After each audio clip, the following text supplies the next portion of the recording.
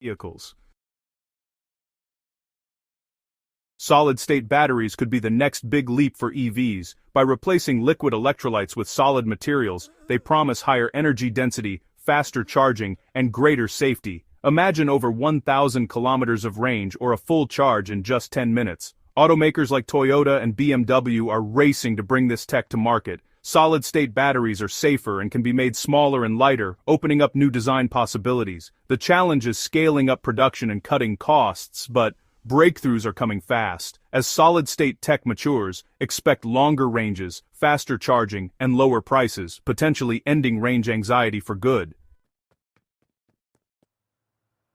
Autonomous driving is one of the hottest topics in EVs today. Most new EVs offer advanced driver assistance systems, adaptive cruise, lane centering, and even hands-free highway driving. Tesla's Autopilot, GM's Super Cruise, and Ford's Blue Cruise are leading the way, using sensors and AI to keep you safe.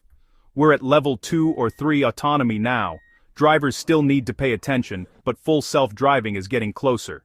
V2X tech lets cars communicate with each other and smart infrastructure, aiming for safer, smoother roads. Regulation and safety are key hurdles, but progress is rapid.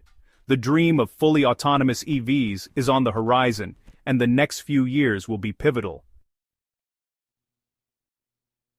Charging speed is no longer a deal-breaker for EVs. Ultra-fast chargers now deliver up to 350 kilowatts, adding over 320 kilometers of range in under 15 minutes. Networks like Tesla Supercharger, Electrify America, and Ionity are making road trips practical and convenient. Smart battery management allows rapid charging without harming battery health. Commercial vehicles are benefiting too.